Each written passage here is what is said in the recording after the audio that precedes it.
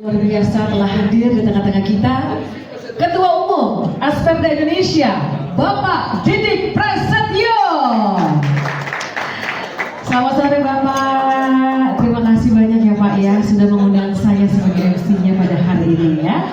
Dan berikutnya, tak usah berlama-lama lagi, kita akan mempersilahkan sosok yang menginspirasi kita semua dan tentunya memiliki motivasi yang sangat baik untuk seluruh anggota dari Asperda Indonesia. Kemudian kami hormati, kami persilahkan Bapak Didik Prasetyo selaku Ketua Umum Asperda Indonesia. Boleh aplaus yang meriah. Silakan untuk Bapak Didik.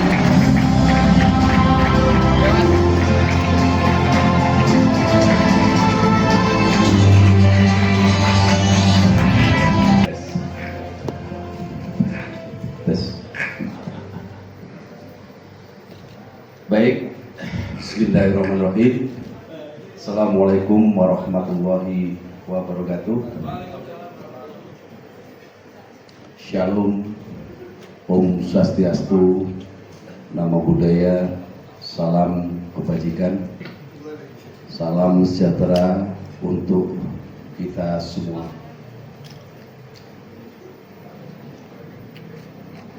Yang saya hormati Bapak Pembina Asperda Indonesia, Pak Haji Irwan, yang sudah berkenan hadir dan melengkapi rangkaian acara Asperda Jabodetabek. Kemudian yang saya hormati Pembina Koperasi, ada Pak Bambang, lalu kemudian ada Pak Effendi. Yang saya hormati pula Ketua Koperasi Pak Obed. Hadirin semua, para anggota Asperda Indonesia yang sangat kami cintai. Pertama, marilah kita panjatkan syukur kepada Tuhan Yang Maha Esa yang telah melimpahkan rahmat-Nya sehingga rangkaian acara musyawarah daerah dan rapat anggota tahunan Koperasi Asperda Jabodetabek berjalan dengan baik dan lancar. Kemudian tak lupa saya selaku Ketua Umum mohon maaf atas keterlambatan hadir karena ada satu halangan yang kita tak patut bersyukur apapun kondisinya. Alhamdulillah saya bisa ikut hadir dan ikut meramaikan sekaligus menyemangati acara Asperda Jabodetabek.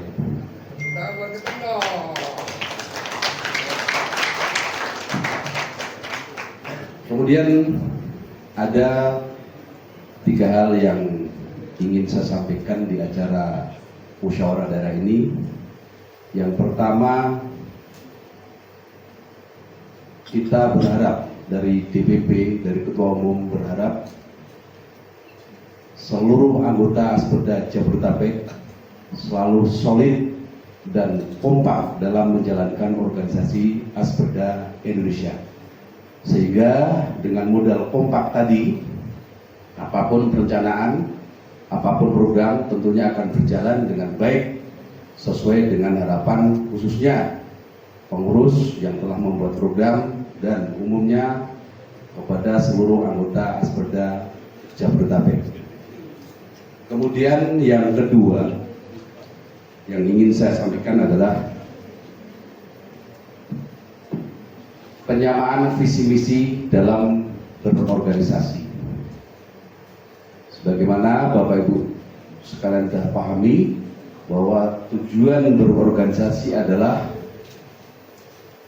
untuk mencapai sesuatu tentunya dengan satu visi dan misi yang sama.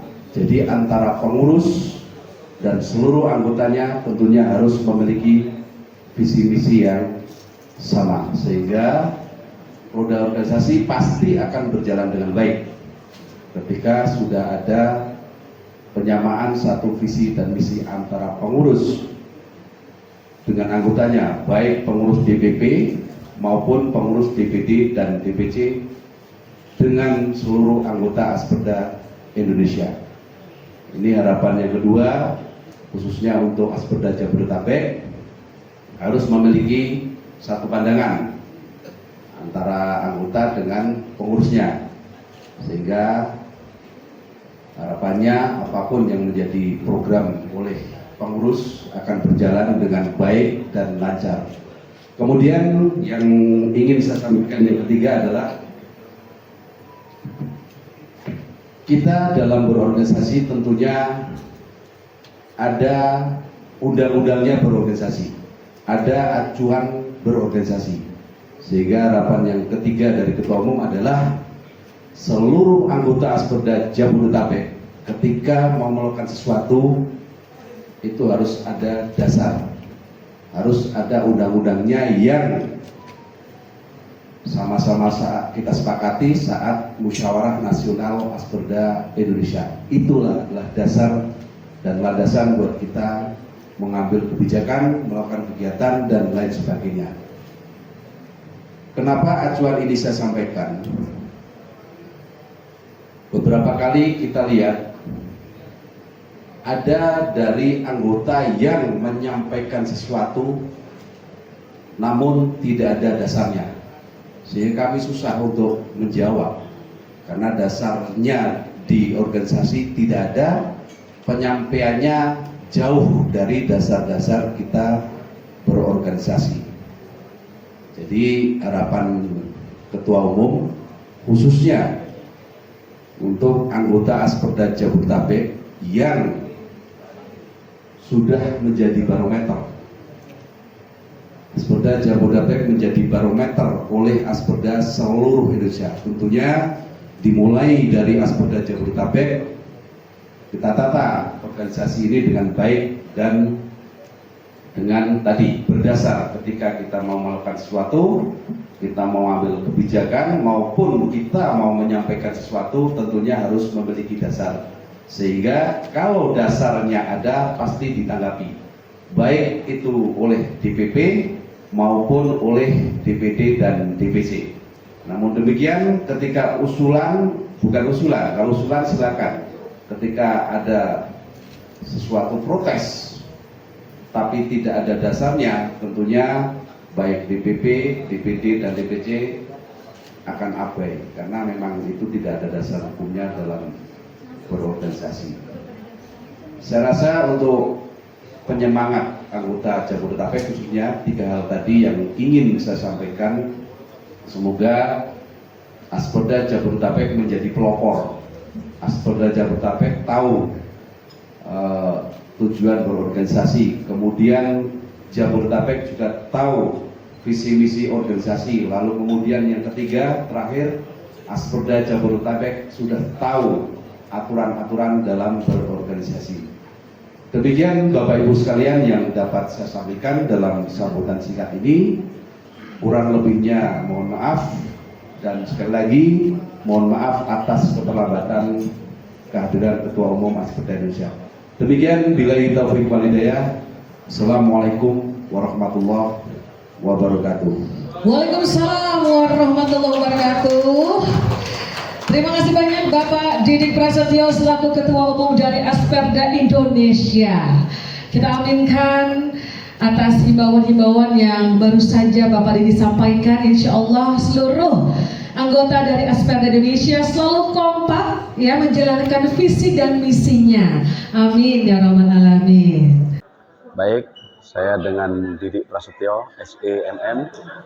Posisi di Asperda adalah sebagai Ketua Umum Asperda Indonesia periode 2022-2025. Jadi masa periodenya 3 tahun ya. Kebetulan saat ini saya menjabat sebagai Ketua Umum periode yang kedua. Pak, bisa dijelaskan Pak untuk posisi Bapak sebagai Ketua Umum Asperda, bagaimana sih Pak kondisi para usaha rental mobil di Indonesia seperti saat ini Pak?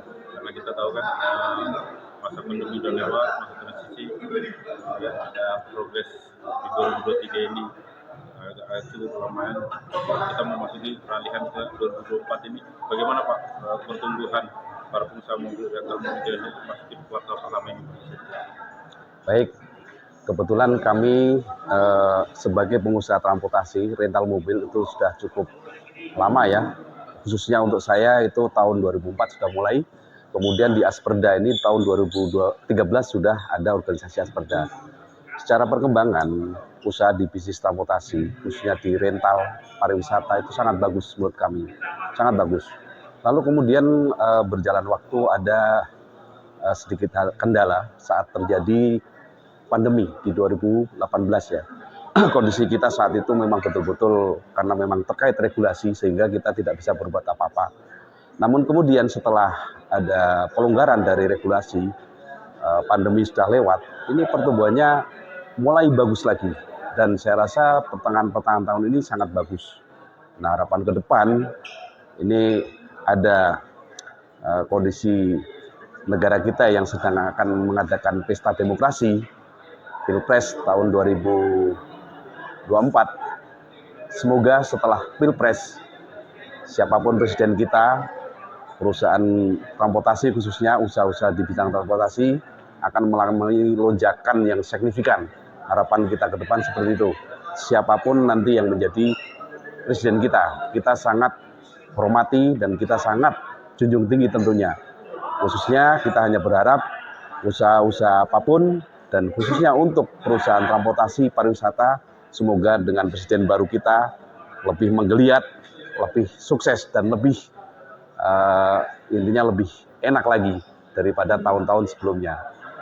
Kemudian kaitan dengan perizinan terkait usaha-usaha di pariwisata, transportasi, ini ke depan kita berharap dengan presiden baru kita semua dipermudah. Karena teman-teman di Asperda Indonesia ini juga ikut kontribusi terhadap negara. Kita membutuhkan tenaga kerja yang cukup banyak. Ini seenggaknya kita minta perhatian juga oleh pemerintah. Demikian. Untuk kan Muskerda ini kan rutin diselenggarakan tahun sekali ya. Apa sih manfaat diadakannya Muskerda ini Pak untuk para anggota di Asperda sendiri? Baik, jadi Muskerda, Mukernas itu memang kita adakan setiap tahun sekali. Tujuannya adalah evaluasi program kerja yang pernah kita canangkan, baik dari DPP Asperda sampai dengan DPD dan DPC, sehingga seluruh anggota tahu pencapaian program yang telah dicanangkan oleh organisasi. Harapan ke depan tentunya semua anggota paham, biar mereka tahu bahwa oh ternyata organisasi ini ada peningkatan program kerjanya, ada perbaikan, ada hal-hal yang perlu dievaluasi. Tentunya tujuan Muskerda adalah itu. Demikian. Untuk secara regulasi atau dukungan pemerintah terhadap usaha rental di Indonesia seperti apa sih Pak dukungan pemerintah sampai saat ini? Apakah ada yang perlu disampaikan di rapat paripurna atau apa untuk mendukung para keluhan misalnya para anggota agar mereka bisa lebih survive lagi di berbisnis usaha rental mobil di Indonesia ini? Baik, secara regulasi khususnya yang plat kuning itu kita sudah cukup baik, bahkan sudah baiklah. Tapi yang menjadi pertanyaan adalah dari teman-teman anggota Asperda ini masih juga banyak mobil-mobil yang plat hitam.